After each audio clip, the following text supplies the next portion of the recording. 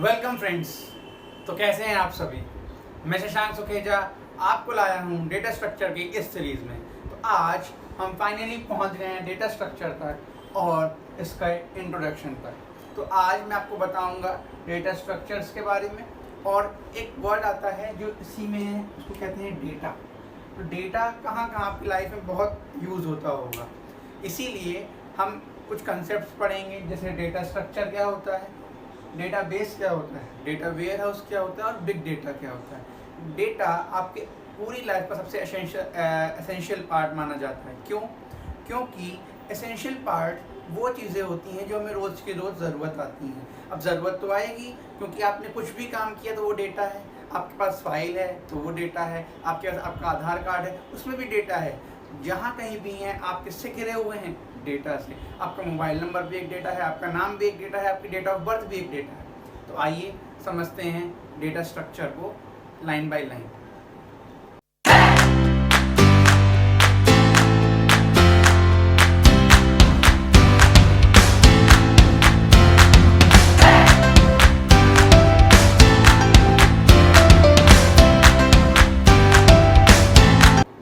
तो आइए मैं आपको इंट्रोड्यूस कराने जा रहा हूँ इस वर्ड डेटा स्ट्रक्चर से, जिसका पहला वर्ड ही है डेटा, दूसरा स्ट्रक्चर। डेटा जो हमारी किसी भी एप्लीकेशन या प्रोग्राम का सबसे एसेंशियल पार्ट होता है। क्यों होता है? प्रोग्राम क्या होता है? प्रोग्राम होता है set of instructions to perform a particular task. अब टास्क किस पे परफॉर्म करेंगे? डेटा भी तो करेंगे और किसी भी करेंगे क्या? डेटा आपका क्या है? अगर आपको एक टास्क परफॉर्म करना है जिसमें आपको एक बॉल को एक जगह से दूसरी जगह ले जाना है, तो उसमें आपका डेटा क्या है? बॉल। तो इसमें आपके पास फिजिकल एंटिटी है। पर जब हम कोई एप्लीकेशन या प्रोग्राम बनाते हैं तो हमारे पास कोई फिजिकल एंटिटी नहीं होती है। हमारा डेटा, हमारी इंफॉर्मेशन ही सब कुछ है। तो एक एप्लीकेशन पे इंस्ट्रक्शंस फॉलो कराने के लिए हमें क्या चाहिए? डेटा चाहिए। इसलिए डेटा, विदाउट डेटा हम कोई भी टास्क नहीं कर सकते, इसीलिए वो है डेटा। अब काम कैसे करेंगे? डेटा तो खूब सारा है। Data data data data data data data data data data, अरे खूब सारा डेटा हो गया, पर यूज कैसे करोगे? कैसे दिख रहा है ये? कलेक्शन की, एक पर्टिकुलर कलेक्शन, दूसरा पर्टिकुलर कलेक्शन, तीसरा पर्टिकुलर कलेक्शन। करना कैसे है? क्या है ये डेटा? क्यों? ये तो है, एक है raw facts and figures. Raw facts हैं ये। अब रॉ फैक्ट्स को अरेंज करना पड़ेगा। कैसे करना पड़ेगा? तो वो हम करेंगे डेटा स्ट्रक्चर के थ्रू। तो डेटा स्ट्रक्चर की बेसिकली पहले डेफिनेशन सुन लीजिए। डेफिनेशन क्या कहती है? It is a collection and arrangement of these data collectively so that the instructions can be performed efficiently and in a arranged manner। मतलब जब हम कोई प्रोग्राम इस पे चलाना है या इसको यूज़ करना है तो ये इस तरीके से अरेंज्ड हों कि हम इसका प्रोग्राम में एफिशिएंटली और एक्यूरेटली यूज़ कर सकें। तो इसे हम क्या कहेंगे? Data structure. अब होगा कैसे? कहाँ अरेंज होगा? इसका क्वेश्चन आता है हमारी मेन मेमोरी में। क्यों आता है? क्यों? आपने देखा होगा आपके लैपटॉप में दो टाइप की मेमोरीज होती हैं। बिल्कुल पढ़ा है ना आपने? बोलिएगा नहीं। एक पढ़ा आपने रैम, एक पढ़ा आपने रोम। एक कहते हैं टेम्पररी मेमोरी, एक को कहते हैं परमानेंट मेमोरी। परमानेंट मेमोरी क्या होती है? Hard disk. टेम्पररी मेमोरी क्या होती है? क्या होती है? वर्ड। कहाँ से होता है? रैम में। टेम्पररी मेमोरी आपकी क्या हो गई? रैम हो गई। रैम हो गई तो रैम में सबसे पहले डेटा कहाँ से आता है? परमानेंट मेमोरी से टेम्पररी मेमोरी में हमारा डेटा आता है, वहाँ से हम इसको यूज़ करते हैं। तो चलिए इसका एक डायग्राम बनाते हैं, फिर इसको इफेक्टिवली समझते हैं कि डेटा स्ट्रक्चर हमें क्यों ज़रूरी है अरेंजमेंट के लिए। तो चलिए अब हम ये देखने वाले हैं कि मेन मेमोरी में काम कैसे होता है। मेरे पास एक लड़का आया, उसने मुझसे बोला भैया मुझे ये बताइए कि मेन मेमोरी में काम कैसे होता है जब हम वर्ड फाइल खोलते हैं। सबने वर्ड फाइल में तो काम किया होगा। तो वर्ड फाइल में हमने एक हार्ड डिस्क में प्रोग्राम बना के रखा है या MS वर्ड का एक फाइल हार्ड डिस्क में स्टोर करके रखा है। अब मुझे इसमें वापस से काम करना है, तो वापस से काम कहाँ होगा? जब इसको परमानेंट मेमोरी से कहाँ ले जाया जाए? मेन मेमोरी में, क्योंकि सारे काम कहाँ होते हैं, मेन मेमोरी में होते हैं। ये MS वर्ड की फाइल परमानेंट स्टोरेज से एक कॉपी होके कहाँ आएगी, मेन मेमोरी में। मेन मेमोरी में आते साथ ही इस पे ऑपरेशंस होंगे, राइट, डिलीट, जो भी करना है आप करेंगे, रीड भी कर सकते हैं, पर उसको कहाँ से कहाँ आना पड़ेगा, मेन मेमोरी में, क्योंकि सारे प्रोग्राम और सारे एप्लीकेशंस के एग्जीक्यूशन कहाँ होते हैं, मेन मेमोरी में। इसीलिए आपने गौर किया होगा, जब आप एक वर्ड फाइल लिख रहे हो और अचानक से लाइट चली जाए, और पहले के टाइम पे जब CPU में वो SMPS हुआ करते थे और वो बंद, शॉक, इधर पूरा काम चला गया। तो लेकिन जब आप वापस से अपना सिस्टम खोलते थे तो वर्ड में एक साइड में लिखा रहता था कि this is your previously work file, you want to continue और रिमूव। तो जब कंटिन्यू करते थे तो जितना आपने लॉस्ट वर्क था वो यहाँ आ गया, यहाँ आ गया। क्यों? क्योंकि वो मेन मेमोरी में था। भले आपने वहाँ लिखा ना हो, आपने सेव ना किया हो, पर वो कहाँ था, मेन मेमोरी में स्टोर था। आपके चेंजेस कुछ टाइम तक कहाँ रहते हैं, टेम्पररी मेमोरी में, दैट इज कॉल्ड रैम या परमानेंट किसको बोलते हैं, टेम्पररी मेमोरी। अब जब इसमें ऑपरेशंस हो जाएंगे तो ये कहाँ चला जाएगा, वापस हार्ड डिस्क में चला जाएगा।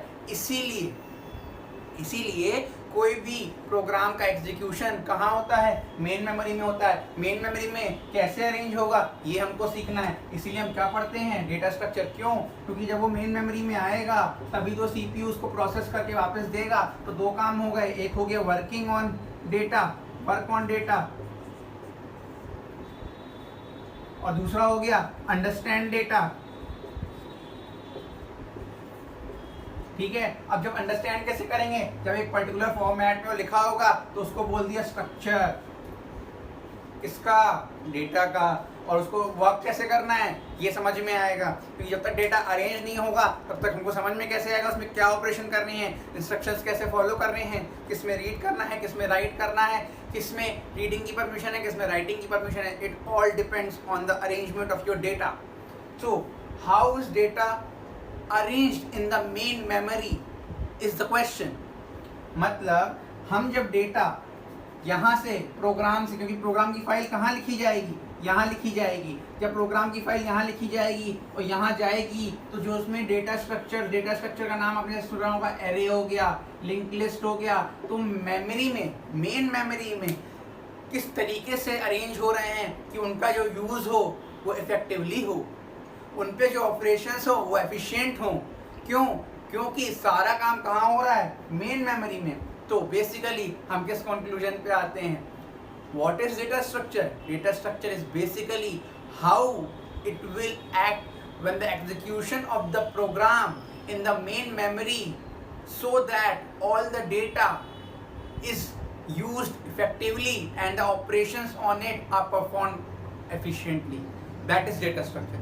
How is data arranged in the main memory? समझ गए? अब मैंने शुरुआत में बताया, तो ये तो हो गया डेटा स्ट्रक्चर। अब मैंने अगले टॉपिक बताया था डेटा बेस। क्या बोला था, डेटा बेस। तो जो बताया है डेटा बेस, जब इस डेटा का अरेंजमेंट, जो रॉ फैक्ट्स और फिगर्स हैं, उसको आप एक कम्युनिटी, मतलब उसके लिए आप मतलब आप कह सकते हैं, जब आपको किसी कंपनी के लिए काम करना है, आपको डेटा सेव करके रखना है और उसका यूज़ करके, उस डेटाबेस का यूज़ करके उसको एक सर्विस प्रोवाइड करनी है। तो जब आप प्रोफेशनली इस डेटाबेस का यूज़ एक एक्टिवली वर्किंग एप्लीकेशन में करते हैं, आप उस डेटा को से कमा रहे हैं या उस डेटा से इनकम जनरेट कर रहे हैं या वो डेटा की सर्विस किसी और को दे रहे हैं, तो उसको हम क्या बोलेंगे, डेटाबेस। क्योंकि वो टेबल्स के फॉर्म में डेटा को स्टोर किया है। अब डेटा वेयर हाउस क्या हुआ, तो जो कई सारा डेटाबेस है उसको हमने कलेक्शन में क्या बोल दिया, डेटा वेयर हाउस। और जब उस कलेक्शन ऑफ डेटा पे काम हो तो भैया लोग उसको ऑपरेट करके इससे कुछ रिजल्ट दो, तो उसको हम बोलेंगे क्या, बिग डेटा। क्योंकि it's very large collection of data warehouses, मतलब डेटा बेसिस का कलेक्शन है वो, इसीलिए उसको क्या बोला गया है, बिग डेटा। तो अब तक आपको मेरे ख्याल से समझ में आ गया होगा कि डेटा स्ट्रक्चर क्या है, डेटा स्ट्रक्चर का यूज़ क्या है, डेटा स्ट्रक्चर को हम क्यों इतना इम्पोर्टेंस देते हैं? क्यों? क्योंकि हमको जो हमारा ऑपरेशंस जो इंस्ट्रक्शंस फॉलो कराने हैं उसके लिए हमें डेटा चाहिए। उस डेटा का एक पर्टिकुलर अरेंजमेंट चाहिए कि मेन मेमोरी पूरी भरे भी ना और उसका इफेक्टिव एफिशिएंट यूज़ हो पाए। इसीलिए हम लोग क्या पढ़ते हैं? Data structure.